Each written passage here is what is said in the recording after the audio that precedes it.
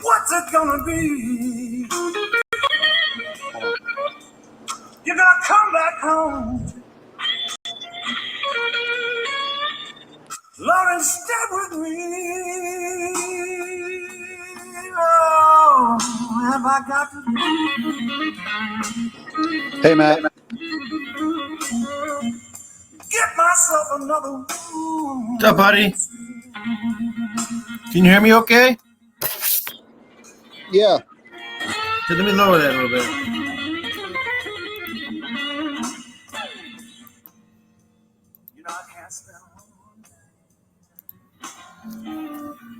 How's everybody out there doing?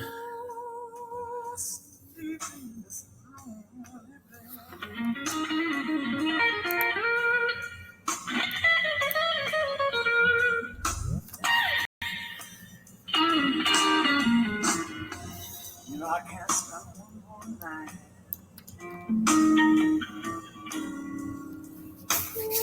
Ooh, sleep in this lonely bed.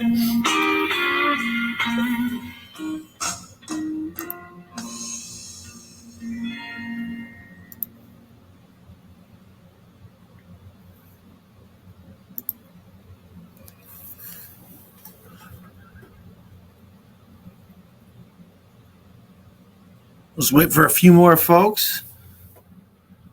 I'm doing this on a different computer, and hopefully it sounds just as good. It's a newer one.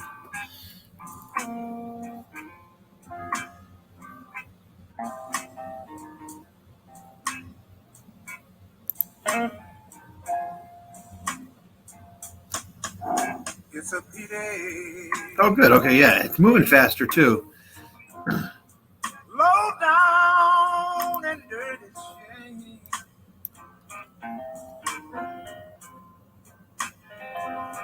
Lord, it's a pity. Low down and dirty shame.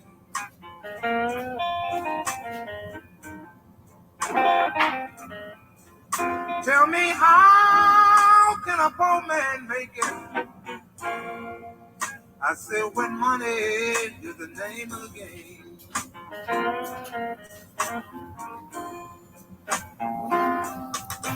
I used to have the best credit every place in town.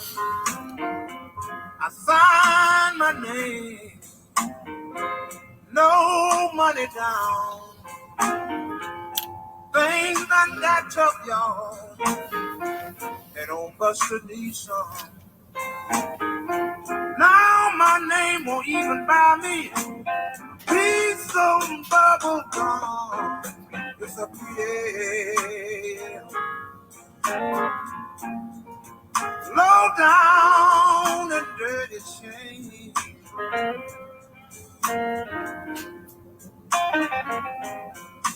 Tell me, how can a poor man make it? I said, when money is the name of the game. Look out, Luke.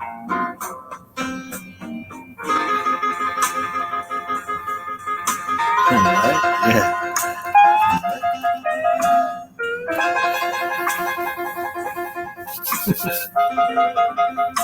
So bad, baby.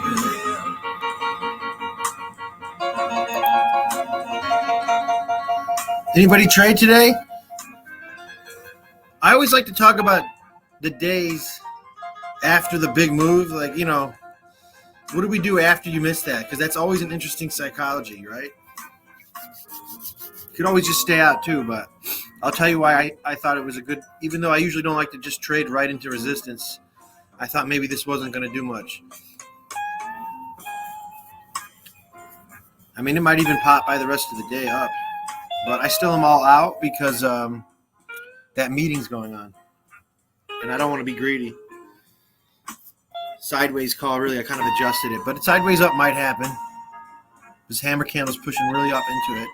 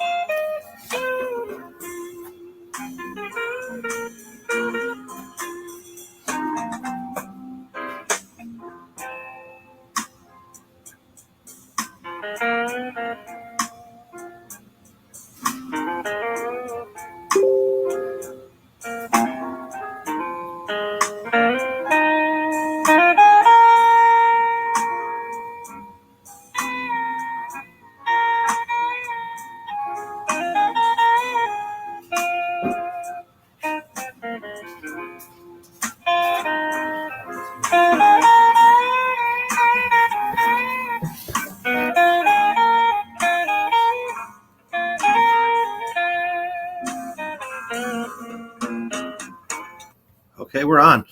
Okay, so, all right, we're going to start. Let's see. Am I unmuted? Yep. All right, let's do her. So, yeah, nice move yesterday, right?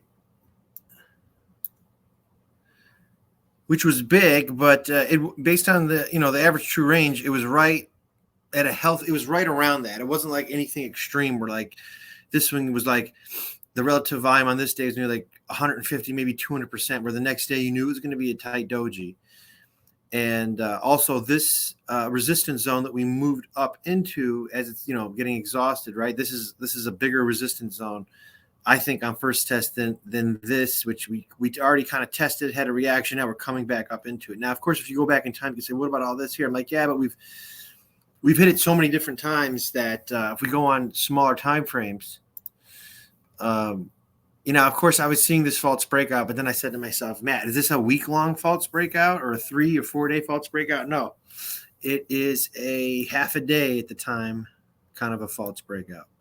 Or actually, not even whatever this time frame was, not even a day. So it wasn't big enough for me. I'm like, oh my God, this thing now has to have a major reaction down. But I also realized that maybe I was a little too early based on my excitement from catching this trend earlier in the week. In the last few weeks, this has been really nice trades. And now when we get up here, there might be some residual excitement, And so I just try to think about all the different participants. Some people miss the move, so they want to come back in. Some people want to add to it, especially on a trend, if they think it's going to keep going because they got confirmation.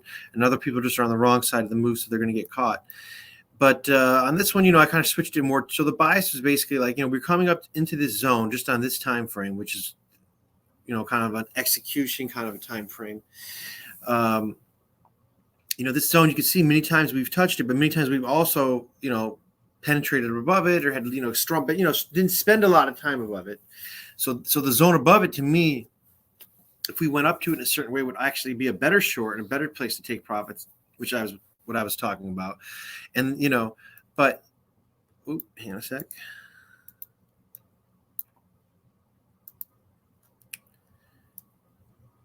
So, as I'm doing this, I'm thinking about it, I'm trying to, look at the quality of the zone, how prices reacted around it, and then what's the trend like coming into it.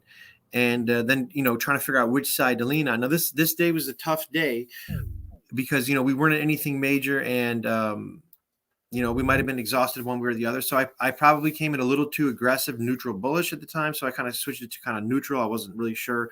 So at that point, the only thing really to lean on, so let's just go through my psychology as this is happening.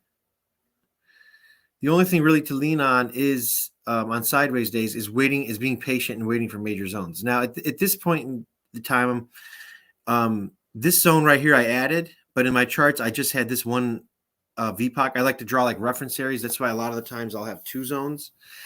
And then somewhere in it, it'll kind of be, so if I'm going for a zone fade for a tradable reaction setup, which on a day like today, where there's a lot of neutrality, a lot of uncertainty, that would be what I would be going for. I wouldn't be going for something where I'm expecting a huge move off of it because I'm not in a major zone or anything like that. And the time frames aren't aligned and all the other things we talk about on a deeper level. But as you can see, right, the problem is that this resistance zone on this lower volume type of day, this is nothing really extreme. We're getting washed out each way, is getting exhausted this way. But this VPOC is also holding, right, which I said on first test I was going to hold. So let's just go through my trades. So this was probably a trade, just me getting feeling a little excited, right? So I was like, okay, let me just get in there. And I was like, okay, isn't this a false breakout? Isn't that a selling tail? Why are you being so aggressive? I was telling everyone to back off. I was like, I just kind of want to just feel out the market. Like there's sort of an energy I have sometimes where I just losses are kind of part of doing business. So I just wanted to feel it out. I said, pop it. I just want to just feel what it's like going against the momentum. And this is sort of a more of an advanced kind of a thing you kind of intuitively feel. Corby used to do it. We kind of just feel it out. And it's also a quick way, and, it's like as it pops up in the VWAP, I'm like, just get out of this shit. This is probably going to go down again. I said, no, I just want to take, I'm going to put my stop down here, take a quick loss, just get out. Quick loss, because I'm just basically I'm going to make up the R again as I go back. You see the psychology of this? So I could have an order here and an order here if I'm, so the mistake here, right? So I just said to myself, oh, okay, this was not even a 1-star trade because I'm not in a major zone. Right. So quick, great traders quickly recover mistakes, a little loss, feel it out. This was the first zone that was kind of acceptable on the day that I was feeling. As you can see, if I go back in time, this was a major VPOC here on a day where I'm not expecting any kind of bias one way or the other. So I'm expecting each side to get blown out one way, and I'm just going to go on the end of it. So I have to be like, okay, after I had that loss, there was like this energy, and he's like, oh, I took a loss. I don't like to take losses on the days that I teach. I was like, that's stupid. It's a dumb loss. Basically losses are factored into the game. You're done. Losses are good. Move on. Energy was quickly gone because I have to be, and this is all happening in real time so I can go in again. Because once I teach you the setups, you're going to know when to go in again, but then your body's not going to want to. So one of the ways, and this is more of an advanced setup, if I'm going to teach you the 2R setup, you would basically take the loss. This would be more like on a trend day if you were going to have it up to like a fib ratio, right? If you expected earlier enough in the day, good continuation, and the momentum was there. Let's say you put it up to like 38.2, but you're like, it just built structure. It just did this double top lower. Like, why mechanically would I just go at 38.2? Am I perfectionist in this game? Absolutely not, right? So then just take the trade at the structure, knowing that you could easily get stopped out, and then have your stop at the same place you're going to enter again at the fib ratio. So as soon as you get stopped out, you get stopped out again. It's like, why you're doing that? The math works out pretty neat on this because as you come back down, you make it up again. Now, I usually don't do this on sideways days, but I was like, if you've been doing pretty good recently, you just, you're kind of just feeling out the market a little bit and just getting in on just fading on first test. Notice I didn't wait for a double bottom on these because I'm just kind of getting in and getting a quick pop. So I always talk about wait for that wide double bottom on an intraday. I did say that rule for today. That's if I saw this coming down and maybe I was going to get a bigger move. But if I'm doing these quick pop zone fade for tradable reactions, there's an absolute kind of like, in my mind, I'm getting in and out for like 2R for a couple R. It's like you're in and out. You don't care if he gets to the VWAP. Oftentimes that's the quick pop. Now this isn't like something I'm just going in for like 20 or 30 ticks and then I'm leveraging stuff. I'm still getting hundreds and hundreds of ticks on just hundreds of smaller risks. These are just smaller kind of pops you're taking. And if you have time to do it or whatnot, do them. They're not the home run trades where you kind of want to hold into a runner into here. So what Corby did is that he got in here and held runners into this and was taking profits. That's fine too. I kind of been going all in and all out, and I'm okay with because I have more energy now just going in again. And I will hold a runner occasionally. I didn't hold a runner this day. So this one was a loss. We got in again here.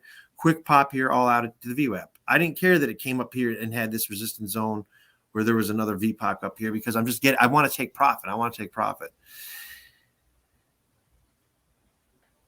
And yeah, so as this was coming, so okay, so what time was this? When did I take this? This was at a couple hours ago. Yeah, all right. Yeah, so basically it's in and out with resting orders, and then you just put on another one because you're going to do the same thing again, right? I know this zone looks wide on this time frame, but it's a couple hundred points, and if you put it over the entry price, we're talking like it's still under that 1.5% max too. But I think when you're starting out, it should be 1.5. I average less than 1 with fees. So because I'm going to come in even on a day where this is like crap. I might say, Matt, I don't take 10 trades a day, but if I'm feeling good and there's expectancy, why wouldn't I just go in and out, in and out, in and out on a sideways type day? And this isn't even a great sideways day because it's sort of a day that's kind of like popping extreme to one side where it's like volatile sideways day, kind of chop, because we're in between these two inflection zones. So I actually took this again as this was coming into it again, a little bit deeper into the zone this time. This one was sort of a market read. I came in and got in as it was coming in. This one was a resting order. And basically I had to sit through this chop, but because my stop was wide enough, right? I have to basically, so one of the things I'm going to talk about today, this was going to be more technical, is like step, right? I'm not saying to myself, where's there a good entry point? Unfortunately, I kind of framed it in this way because I drew those arrows. That's why I used to basically had a coach say, take an arrow on every trade and put and store it in a file. And I was doing that. And then sometimes I would do them live in the channel. And sometimes I would just put a chart in the channel with arrows, and folks were like, well, why isn't that live? I'm like, well, listen, I have to do this to back test for me. But what I'm finding now is that I want to have a clear picture. So I don't even really want, I actually, what I'm doing in my trading to actually enter in more flow state is I'm reducing the number of clicks. Like I had carpal tunnels for a while because part of my, checking in all day, I do a daily call. The main one is 2 hours before it opens. But I'm also checking in every, not just if I'm in a trade or not, to like go in neutral. And the idea is you get up from your computer, change your state, do something physical, and come back so you can come in neutral again. Because obviously I made a mistake here. This was not, there wasn't expectancy here because this is not a major zone, and this was slicing down into it, right? But I just wanted to say I can buy on fear. It's just like you get so used to it, you realize trade location's king. And even as this is coming in here, I had the thought that this isn't going anywhere, right? But it's like I'm just going to just keep the trade in, right? When it comes back down into it, you still have to have the mindset to get back into it no matter what. And this isn't really even an exciting day, but it just goes to show you, like on days when everyone's hoping for things to moon, we're, just putting in more work than these guys, doing a little bit of contextual analysis and looking at time frame analysis. And then, doing bets on, doing trades on in a systematic way where we know that, the losses are the cost of doing business. So at this point in time, I was actually hoping it was going to go sideways so we could watch it in real time because I wanted to talk about the psychology of whether this was going to work or not, because this was something that I actually, if is Miro on the call? Because if he is, I worked with him a couple of days ago on this setup. It was called an IBB setup. And it's basically like when, and this isn't really the right context for it. You want it to be earlier in the day. Like it's going sideways earlier in the day and it's going, there's a criteria where the minimum has to be like at least a couple hours, depending on what season of the market we're in. And then you just know it's going to break one way. And that's when you can take a momentum trade. So if you saw these buying tails and you said this short time's exhausted and you didn't get in as it was coming down. In fact, I didn't get in on this nice little tail here. Right. And because I was already in, I just, when I saw this, I was like, I'm holding through chop. It's just it's part of the, that's why I have key reference areas, not lines in the sand. But let's say you didn't get in this and you saw this and the context is right, you would take this as it's breaking out, right? But I wouldn't say on this day I would do that because you want to do it in a day when the relative volume would be a bit higher. And it wouldn't be after, a day when you might be between two inflection zones and the market needs to rest a little bit. So I'll get into that setup, but I just want to talk about, the difference between like a momentum base going with the price and then location, which is basically you're going against it, and then different kinds of hybrid setups. But this one was all out. Also, there's a rule too that, for most of the time works. It's like, I don't have to be a perfectionist and hold and see if I can get to the highest tick. I actually got out as this was getting exhausted and coming back down into the zone. Now, really what I want to be doing, right, is you're setting all your orders ahead of time. But that doesn't mean you mechanically hold them. A reminder about the Fed meeting and whatnot. And I'm basically like, you know what? No need for greed. I'm out. I saw that little candle. I'm out. Popped back up on the lower time frame. I got out again. I was out. So, then there's also folks that like, I had a Binance account that was eventually whatever they wanted. They froze it, but I moved everything ahead of time. I opened up another one on another. Same thing happened.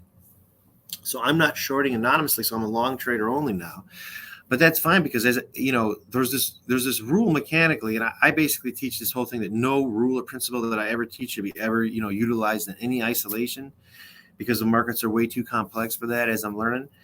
And I forget what I was going with it, but shoot, I lost the flow. Let me get it back.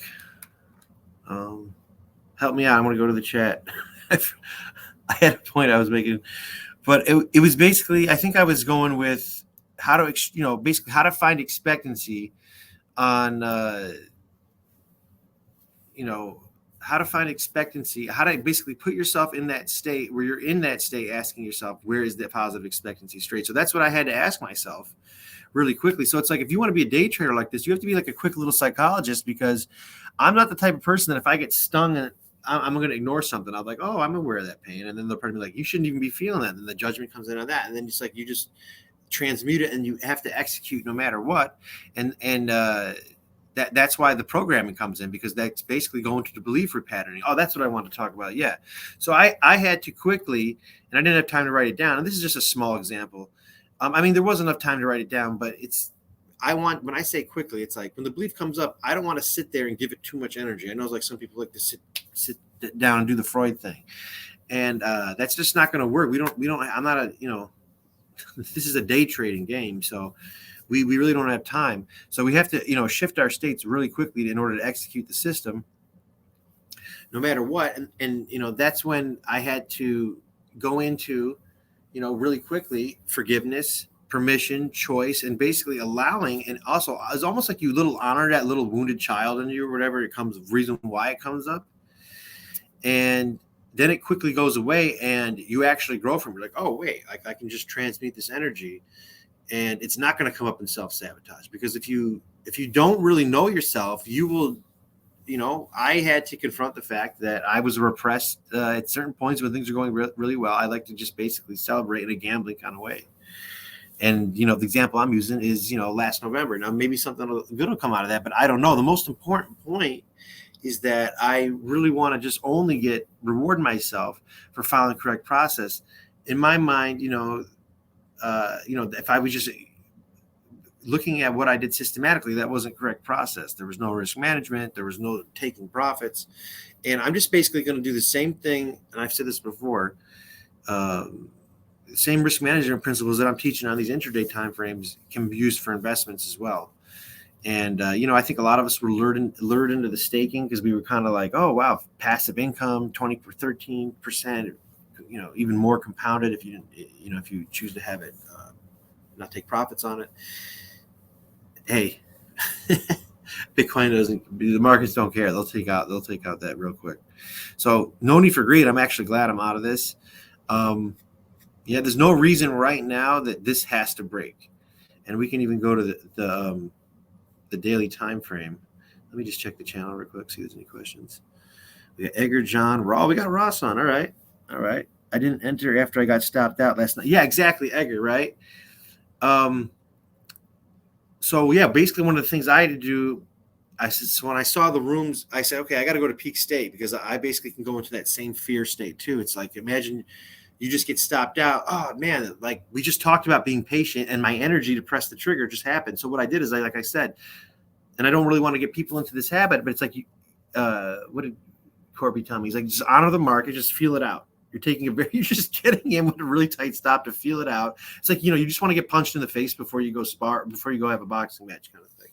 So that's why I took that loss real quick and got in and was able to, have an okay day, but at the end of the day, it's like, you just got to forgive yourself. That's what I said to myself right in the moment. I said, great traders quickly recover from mistakes, and I'm a great trader. Notice I didn't, when I basically took that first loss and the thought came in, it's like, oh, well, why didn't I follow my system? Well, part of my system says, and it's a rule that I broke. See, basically, if you want to follow your system and be consistent, you have to just basically follow more rules. And I follow a lot of rules, but I also break rules too, because I'm, this is something you're always going to get better at for the rest of your life. That's why, my mentor said, and I actually got to trade alongside him for a couple months, and I do talk about that. He was like, every year for the last whatever years, I've made a goal to improve. So if you don't actually set new goals, you won't improve. But he's actually improved every year, and he's been trading for 30 years. So, I guess with a lot of other things, I mean, this is the one skill that you can learn. You're entirely, and I had lunch with Dr. Andy Kaufman a couple of weeks ago. I brought that fool 4 ounces of weed, and we were just talking about something, and I mentioned, yeah, I invested some crap in micro cap. He's like, well, is that moral? I'm thinking, traders really get a bad rap. They just think we're these gambling coke addicts. They don't understand what we're doing. Is like, think about it. Like, I don't run a business where I'm putting a boot to a bunch of people's necks, giving them minimum wage. You know what I mean? You're risking your own money. You're not stealing from anybody. You don't have to sell anything to anybody. Oh, it feels good not to be able to sell anything. I was talking with Corby about it. I said, it's worth the pain. But most people give up because the pain is too much. So I didn't enter after I got stopped out last night. Now, you were on the short side, right, Edgar? I think he got stopped out on a pop, and then so one of the things is that if and this works better. Remember, I said that it was sort of like a false breakout, but it wasn't like a week. It was like 20 hours or something. Which is note it, but it's not as what you don't weight it as high. So if you saw that price pattern, you saw that selling tail, and I did too, and I don't know why I didn't back off, but part of me was like, well, that's that pattern where you have a breakout, it comes back in, it's the false breakout. You actually just short it right as it's coming back down in. And this works better if it's a way bigger zone. You don't even, or it comes back, sliced down, and it pops back up for a pullback.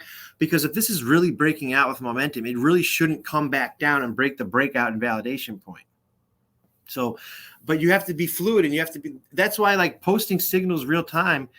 A few segments of time I've done it to experiment. It doesn't really help. I mean, unless it was going to be like a professional thing and you wanted people to do it, because the whole you could teach the people the same system in a trade room, and we all have the same zone, and we all see it. Like, we all see the risk different ways to get in within that zone, kind of a thing.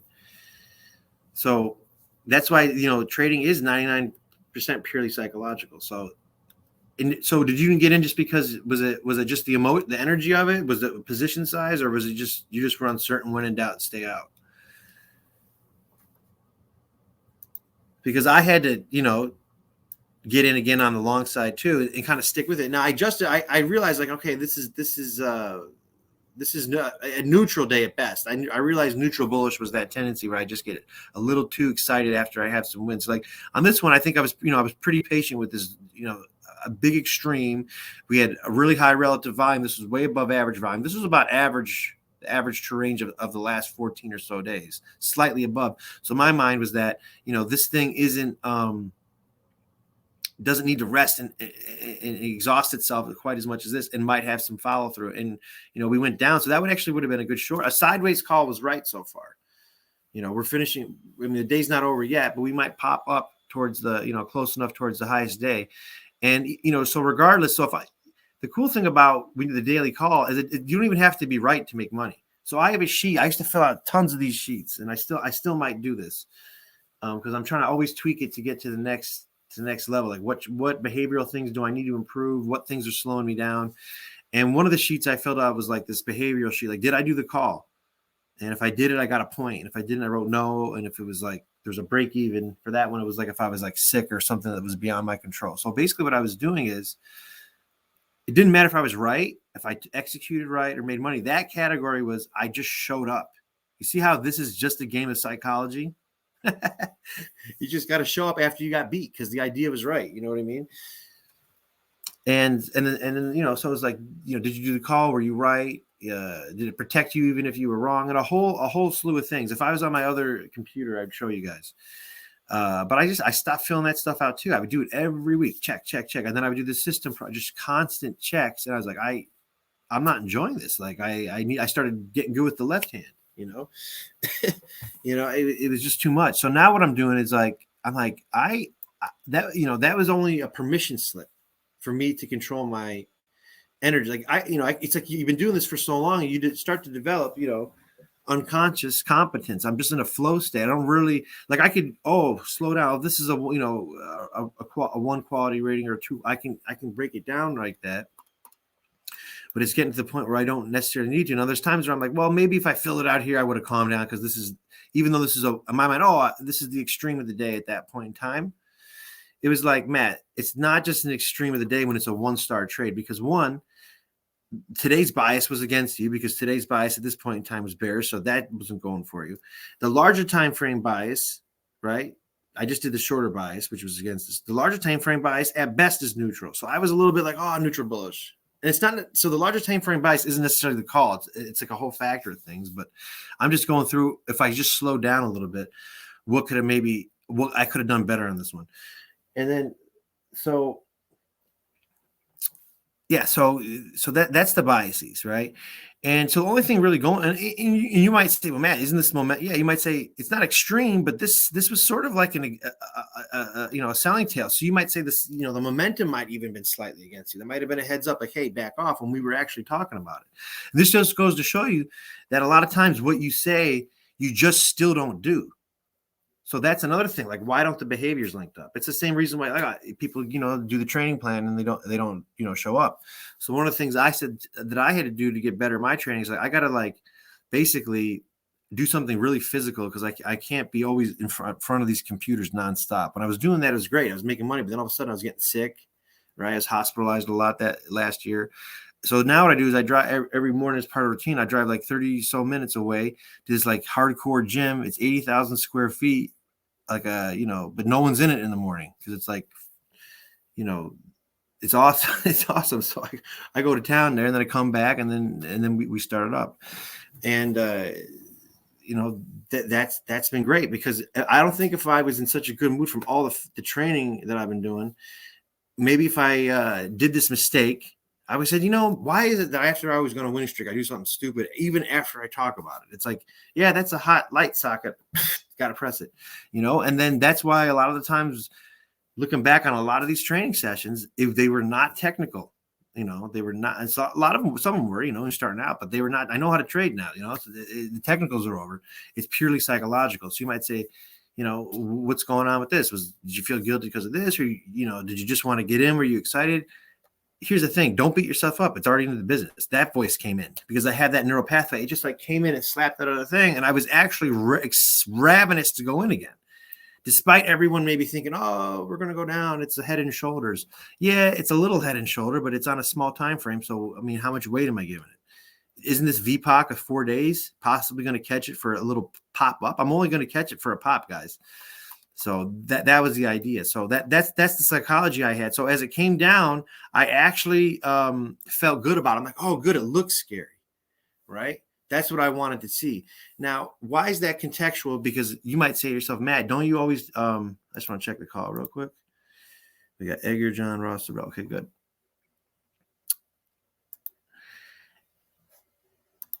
You say, Matt, don't you always talk about, you look at trends, the markets are, fractal in nature. They trend and bounce.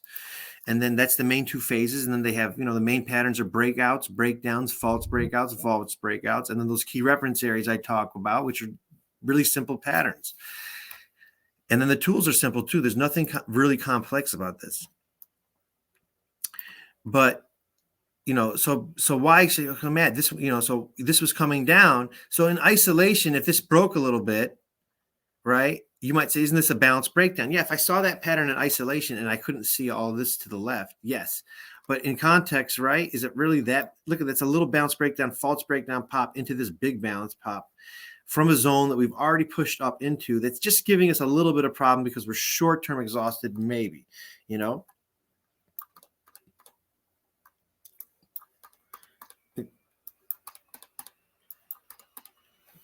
So actually, as it came down, I felt really good about it instead of that accuracy-based thinking. Is this going to be right? Is this going to be wrong? Oh, my God. I don't care. And then I already, in my mind, this was a quick in and out. I don't care if I was wrong and it came all the way up there. That's the same mistakes I made with this long-term idea when I staked this shit. And as it came up to the highs, people were calling me, friends, should I buy? And here I am telling them no, but yet I'm still staking DOT like an idiot. And then watching a YouTube guy saying it's going to go to 100. Like, what? Like, it's not what I know to do. So emotions, right? It's all real emotions here.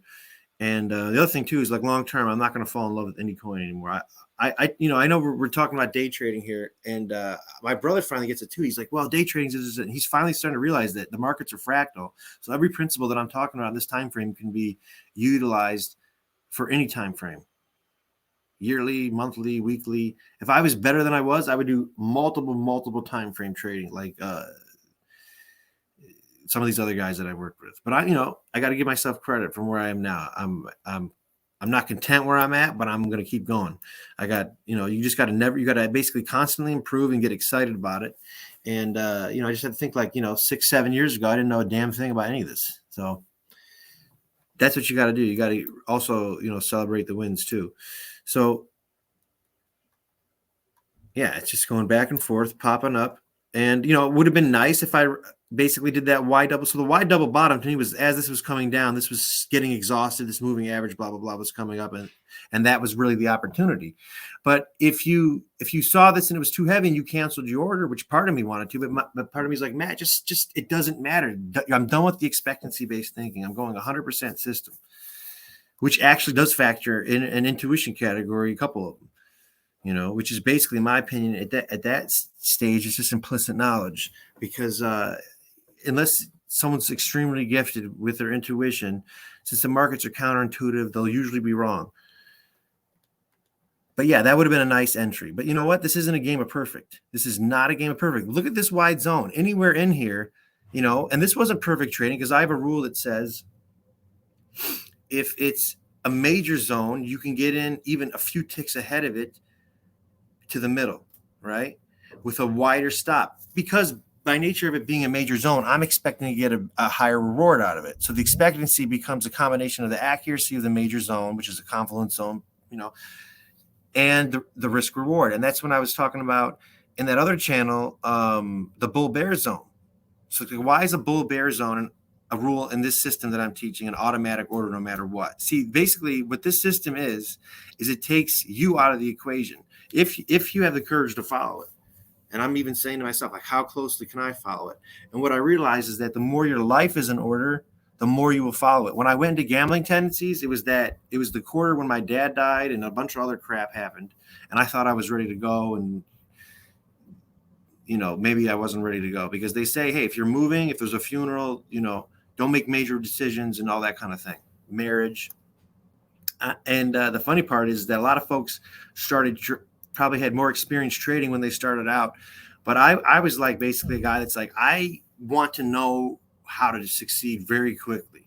And I'm willing to like basically do everything to learn it, which means I wanted to find mentors. I'm really about finding mentors. That's kind of a shortcut. But then you got to leave the mentor too.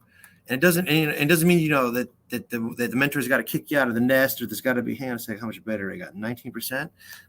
Real quick here. Let me just get a plug here real quick.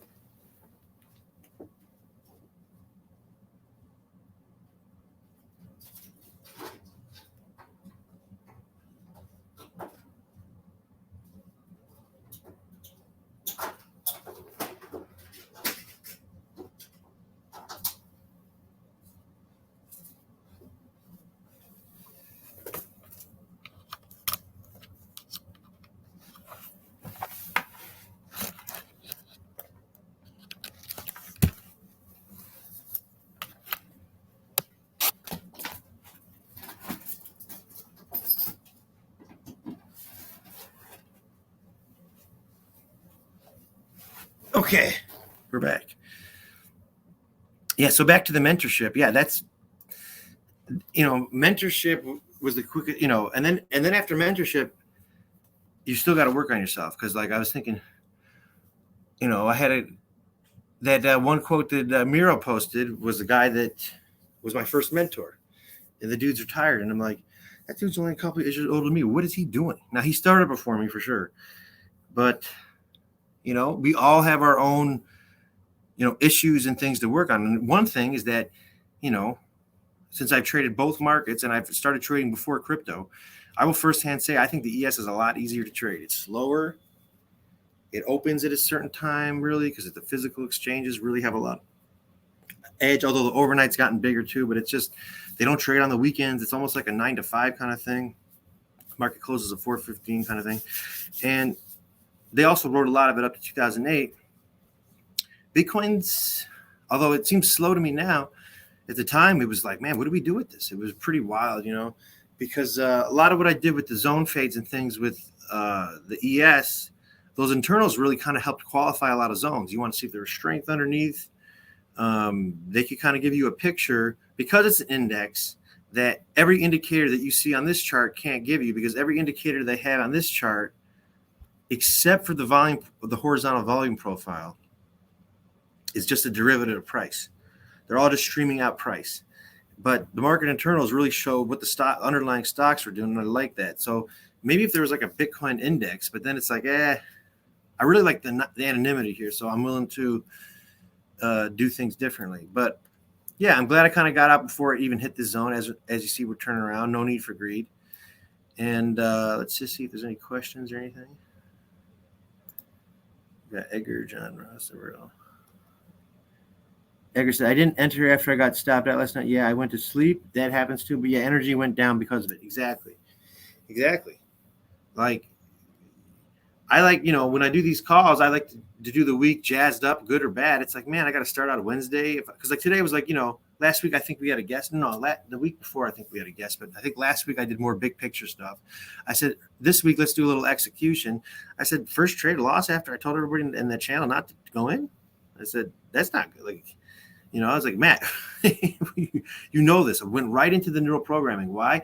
Because it's those tapes. And I have so much inner resistance to this change, this new me, where these automatic behaviors become implicit.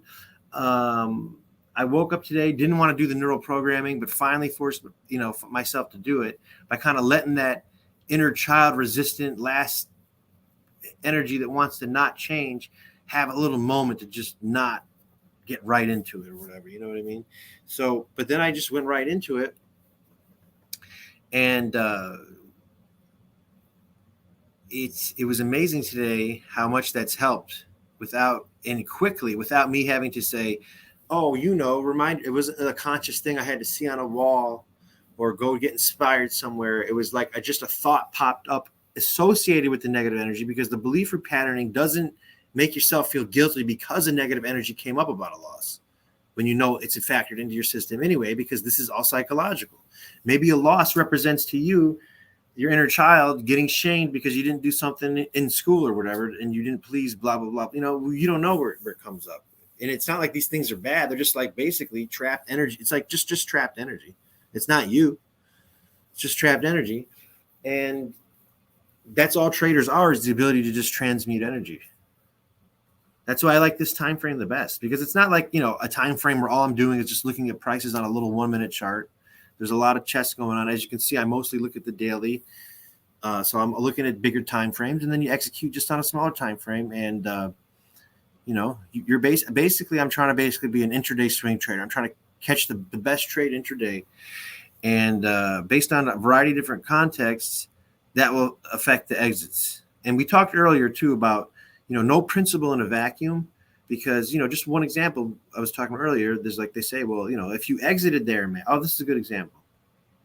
Say, if you exited here, isn't this an automatic short? Right? Because entries are exits and exits are entries.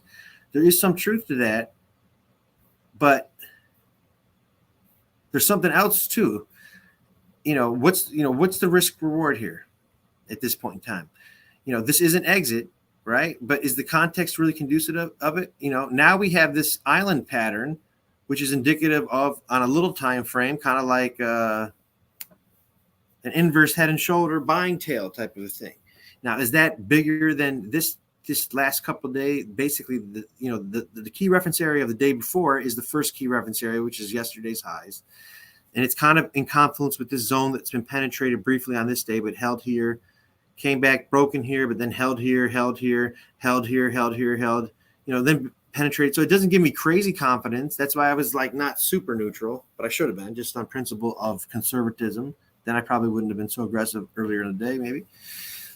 But the most important part is you have to quickly recover from mistakes. So if you get yourself in a meditative state, and then you use binaural beats or whatever you want to do, and then and I think I've shared them with some of the folks. Those little sayings, will come in. Great traders quickly recover from mistakes, and I'm a great trader. It's like you've just you've acknowledged you made a mistake, but you've associated quickly recovering from that with great traders, and that's it. Done. So yeah, that's why I wouldn't say this is an automatic short up here, just because it's an exit zone. Because what's the risk reward? Like we said, the context might be different. This might be just going to go V sideways and out, and then maybe have a pop up. But that's open to interpretation. The most important thing with these calls is really what not to do.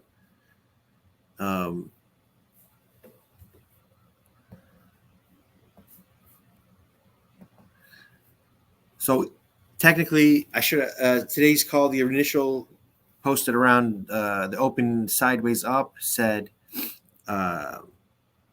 do not trade breakouts and do not short, which was technically wrong because it should have been a sideways call, which says you can, don't trade breakouts. You can take location-based shorts and location-based longs, but a sideways up still allowed me to take those 3 longs. And then just knowing that the resistance was good enough, you're not, going to hold for a range break. The sideways up call just in real time became a sideways call, which then says you're not going to hold the runner if you decide to do that through the high of the day. You're going to go all out. It's like basically for a tradable reaction.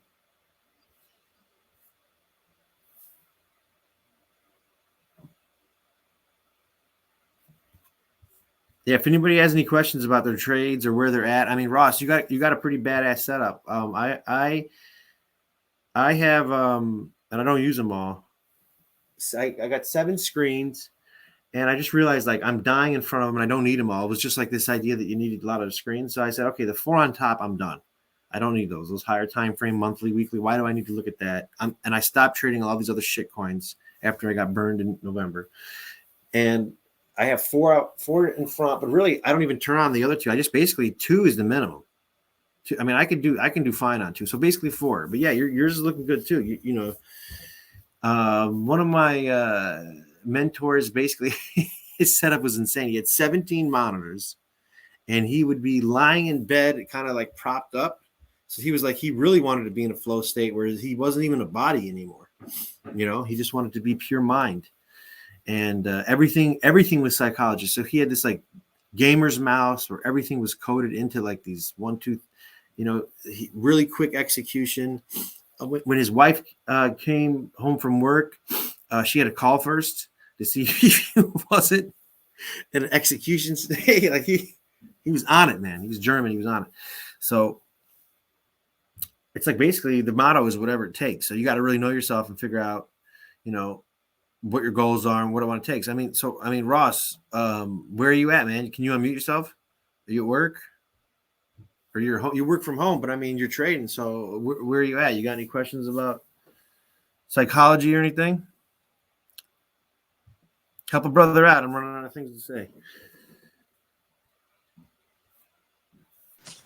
I have a question. Okay. When do you think we'll see a point in the market where we can start determining where the bear market's going to start? Okay, so let's go out. Let's go monthly. Because I've been hearing about it for like 3 months now, and I still haven't seen it.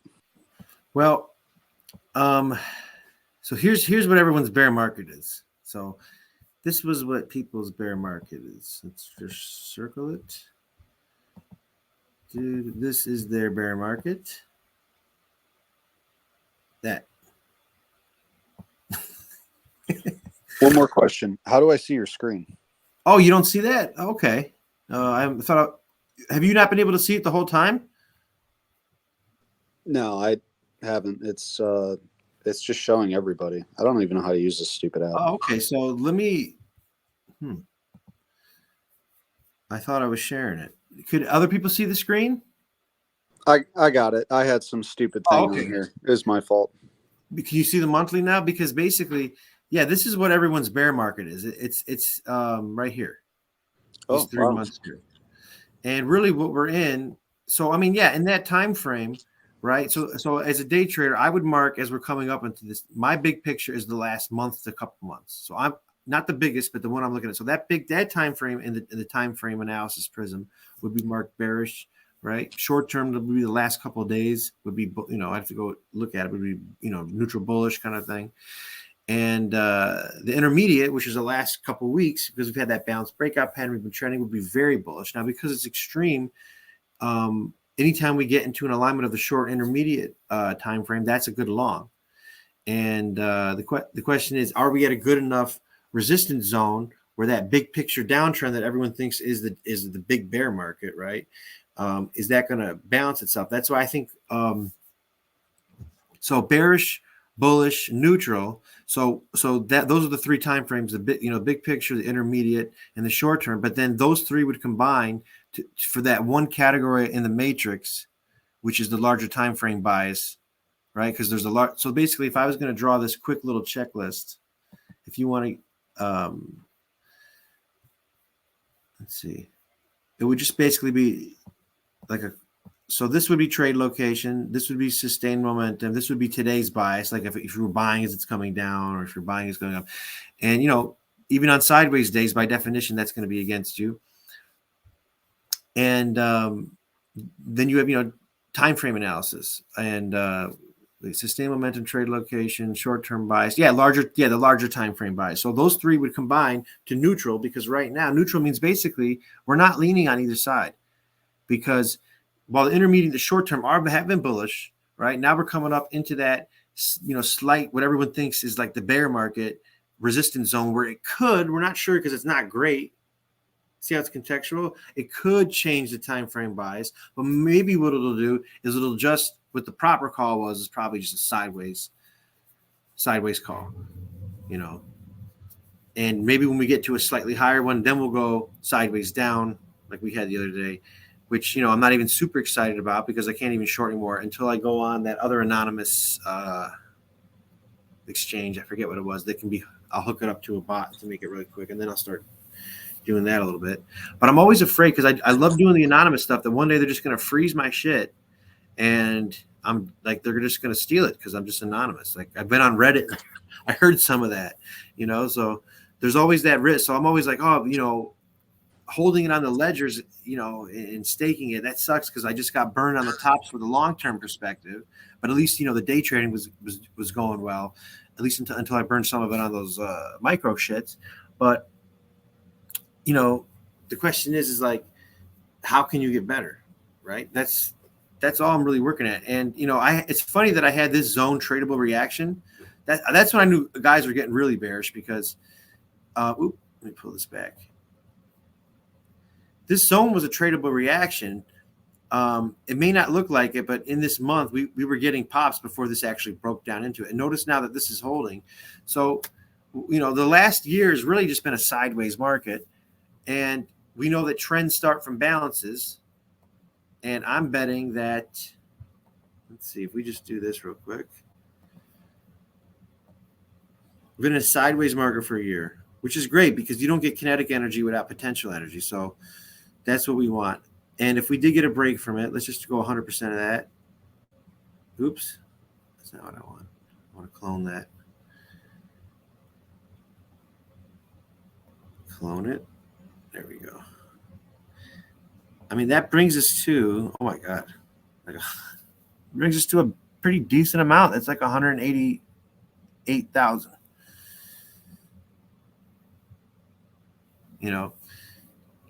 And that might be a year from now. I mean, that might be somewhere in the first or second quarter of 2023. Maybe we come up here, go down again a little bit, but so if this trend really is intact, this price, the way that we come up here and test this zone a third time, is going to look a little different. So let me show you kind of, right? We came up to it really strong. It seems that when we come up to things, just even on monthly, just parabolic markets, they're going to have action, reaction, and just climax really quickly. And then, what I see on a larger time frame is this V recovery pattern. When I see a V recovery pattern, it doesn't mean when it recovers, I say never fade the V, but it doesn't mean it's not going to go sideways, dip, or go. But then it contracts a little bit again, and it gives enough rest and enough calmness where everyone who missed the V wants to get in again. And people that are confirmed in their belief in the V recovery now want to go in again. And the V exists because it's recovering because everyone who's short is wrong too. So those are the psychologies. And then, breaks out. And if I did 100% of this range, you can see we broke from a bigger balance, right?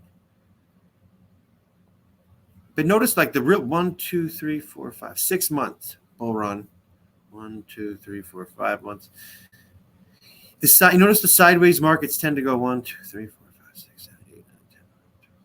Yeah, they go longer, right? Because why do they go longer? Because, I think one of the main purposes, even in a short-term market, like even in a market that's as volatile as this, markets want to facilitate trade, and people will naturally kind of conduct trade around a price zone. So sideways markets tend to happen in greater quantities of time than steep up markets or down markets. And even, so that even can go down and fractalize into a daytime frame. Like I think there was a stat that like pure, trend days happen 10% of the time. Pure trend days that are like really directional, higher high, higher lows, no retest of lows, or even double distribution trend days. Though, they might have pure trend days might happen 2% of the time. And, all the sideways hybrids where like it goes sideways and then breaks a range. Those happen the most often. Even a pure sideways days, which is just really nice and doesn't break a range, happens less often than the ones that are just like normally varying from one, range to the other.